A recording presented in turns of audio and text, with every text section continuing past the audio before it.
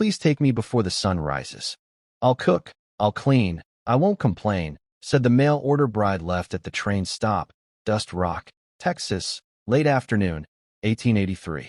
The wind moaned through the brittle bones of Dust Rock, stirring spirals of red dirt that scraped along the boardwalk like restless ghosts. This was the kind of town where strangers were measured with suspicion, and kindness had dried up with the last rain years ago. A train shrieked in the distance, smoke dragging across the fading sky. From its steps descended a young woman. Her travel-stained dress, once white, had dulled to gray from dust and miles. A small worn satchel dangled from her gloved hand. A thin veil shaded her face, not enough to guard against the sun, but enough to conceal the fear in her eyes. She looked around. No welcoming hand. No familiar smile. Approaching a rail worker with grease-stained sleeves and a face carved by hard years, she asked softly, "Excuse me, sir, have you seen a man named Thomas Granger?" The worker dabbed his brow with a rag. "Granger's dead. Shot last week. Horse thieves." Her lips parted, but no sound came. She gripped her bag tighter. "Are you certain?" she whispered. "Certain as dust," he muttered, already turning away. Sheriff scraped what was left of him off the canyon trail. "If you were here to marry him, you're 6 feet too late." Clara stood frozen. The station emptied around her. The sun dropped lower, stretching long shadows across the dirt. She sat on a bench, trembling. All her money was gone, spent on the train, the dress, the letters. Letters she clutched now like ashes. No family, no home. Mexico behind her, and nothing certain ahead. Clara rose and approached a cluster of townsfolk near the general store. "Please," she said, voice raw.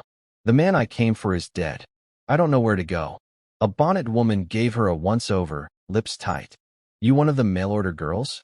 "Yes," Clara admitted softly. Then turned back.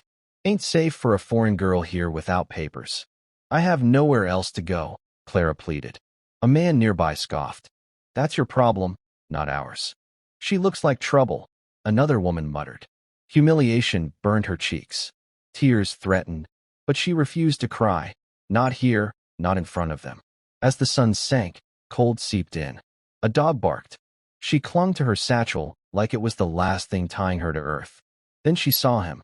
A tall figure stepped out of the sheriff's office, coat brushing his boots, stride steady. A silver badge caught the fading light. He removed his hat, rubbed his neck, then walked toward the saloon. Clara's heart seized. She ran.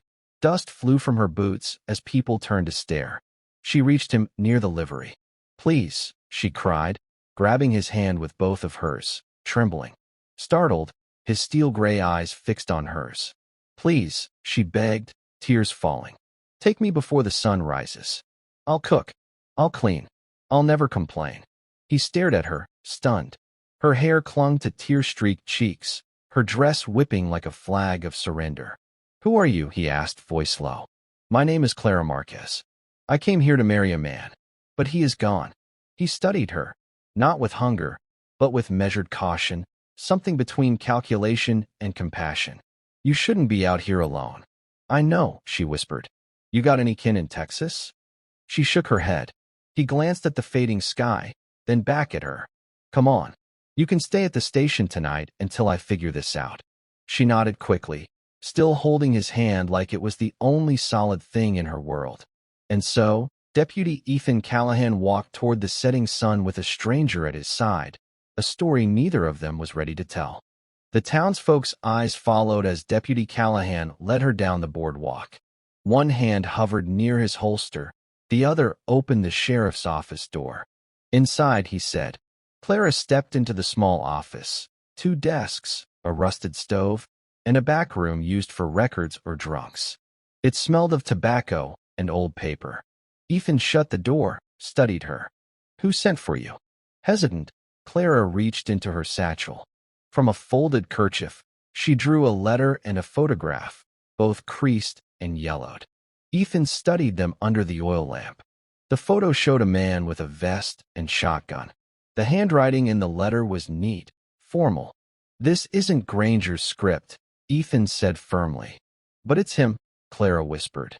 Thomas Granger wrote me many letters. No, Ethan said. This signature's forged. Someone tricked you. Used Granger's name to lure you here. Her shoulders sagged. I believed him. I left everything. You're in the country with no papers, no sponsor, no husband. I didn't know he was dead, she murmured. Law doesn't change for that, Ethan said. His jaw clenched. I ought to hold you for the circuit judge. Clara didn't beg. She just nodded, like she was used to punishment.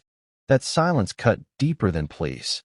Ethan sighed, disappeared into the back room, then returned with a folded coat of soft brown wool. Here, he said. Put this on. She hesitated.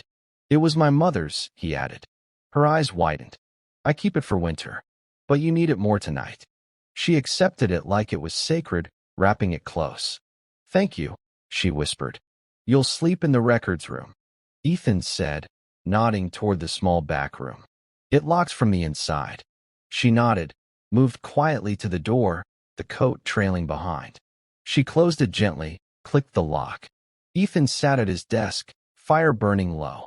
He remembered his mother in that coat, laughter steaming on the porch, and rain-soaked earth when they buried her. Now it cloaked a stranger with haunted silence, the kind that didn't beg, only endured. He stared at the firelight and wondered if, just for tonight, he could be something more than the badge. Morning light spilled into the sheriff's office. Dust floated in golden shafts. Clara stepped out of the record room, still wrapped in the wool coat. Her braid was loose, eyes rimmed with exhaustion, but steady with quiet dignity. Sleep all right? Ethan asked. Yes, thank you. He poured her coffee, added sugar, handed it over. She sipped carefully. Silence filled the space, not uncomfortable. May I tell you something? She asked softly. He nodded. She spoke low, steady, as though reciting a memory carved too deep to forget. My village in Chihuahua was small, just goats, a church, a few trees. My father was a blacksmith. My mother sang to the moon. Her grip on the mug tightened. One night, they came. We heard horses first, men in coyote masks. Some said spirits, but they were only evil men. They shot my father, my brothers, my mother. Burned our home. Laughed as it fell. Her voice cracked. I hid under the kitchen floor, in my grandmother's bean hatch. I stayed all night. I didn't scream. I didn't move. Ethan's throat tightened. When it was over, I walked 2 days. A merchant's wife took me in, but word spread. A girl who survived. Their leader, Rojas, wanted me. Like a prize. I ran. Paid a man to take me across the border. I worked. I prayed. Then I saw the advertisement. I thought if I belonged to someone kind, I would be safe. Ethan looked away, his badge feeling heavier. You don't deserve what happened, he said. I don't want pity, she answered. Only to live. You're not the only one running, he said quietly. Then the door jingled. A wiry man entered, dusty coat, wide-brimmed hat. Boots scraped the floor. Morning, deputy, he rasped. Heard you had company. You heard wrong, Ethan said. The man's gold-toothed grin slid toward Clara. Pretty girl. Real pretty. Ethan stepped between them. Say your piece and go. Just looking for work. Try the stables, Ethan said sharply. The man tipped his hat. Much obliged. Then left. Clara's face was pale. You know him? Ethan asked. She nodded. Navarro. He rode with Rojas. He was there the night my family died. Ethan's gut sank. He saw you? Yes. Ethan grabbed his rifle, checked the chamber, peeked through the curtain. Navarro was gone. He'll send word, Ethan muttered. Clara's voice was barely a whisper. Then they'll come. Ethan's pulse hammered. This was no longer paperwork. It was war brewing. You stay here, he ordered. Don't open the door for anyone but me. I can fight, she said. He looked at her. Really looked. I don't doubt that. Then he stepped into the sun, preparing for the storm. That night was unnaturally still. Stars burned bright above Dust Rock. Ethan dozed at his desk, hat tilted low. Then, something shifted. A draft kissed his cheek.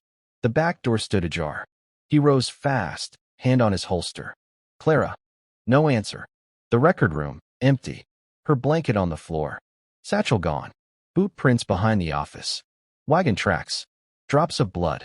They'd taken her. Ethan sprinted to the stables. Which way? He barked at the stable boy. South, 20 minutes ago. Fast. Ethan saddled his horse in silence. Packed rifles, jerky, water. His revolver sat ready. Before leaving, his eyes flicked toward Sheriff Dunley's lit window. A man he didn't trust. A man who once sold secrets. If Navarro had been here, Dunley knew. But there was no time for politics. Ethan rode south under the moon, following the trail. He found broken branches, blood on a cactus. She had fought. She's alive, he muttered. She has to be. Hours passed. Coyotes howled. Dawn crept pale and merciless. Fresh wagon ruts pointed toward Santa Fe, the kind of place where women vanished into whispers and shadows. Not while he breathed. Night cloaked the desert in velvet shadows. Ethan crept toward a canyon camp, fires flickering, 5 men scattered. He touched a handkerchief tied at his wrist. Clara had given it to him their first night, folded into his palm like a promise. He moved. One sleeping man, throat cut. Another, stabbed at the fire. A third turned too late. Gunshot cracked the night. Chaos. Ethan rolled, shot again. Another down. The last near the horses fired back. Bullets shattered wood near Ethan's head. He gritted his teeth, shifted, and dropped him with a final shot. Silence fell. Smoke curled upward. Then the largest tent opened. A scarred man stepped out, broad-shouldered, eyes cold. You must be the deputy, he said. Where is she? Ethan growled. In there? Alive, for now, the man smirked. But you won't take her. Ethan fired. The man staggered, charged with a blade. Ethan rolled, fired again. The giant dropped. Ethan rushed inside. Clara was tied to a post, face bruised. She gasped as he cut her free. It's over, he whispered. Her voice trembled. I thought I'd die before dawn.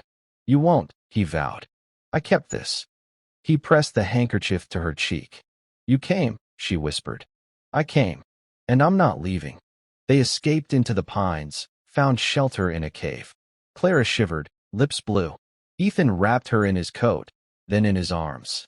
By the firelight, she whispered, You don't have to marry me. I just need to know you won't leave me.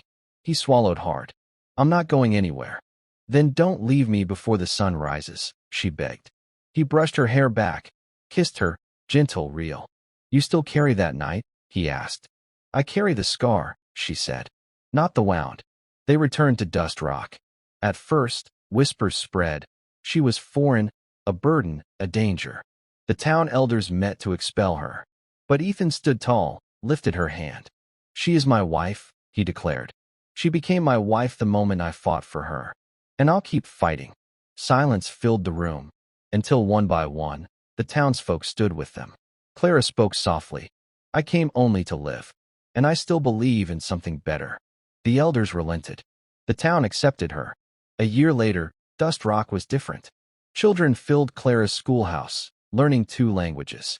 The house she and Ethan built sat beneath a cedar tree, its porch facing the sunrise.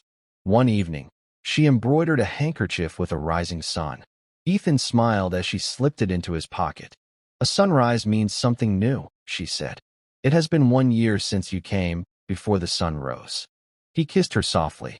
I love you, she whispered. I love you too, he replied. Before the sun, after the storm, and every minute in between. And in Dust Rock, where once blood had stained the sand, love rose quietly, between a woman who had lost everything and a man who chose her anyway.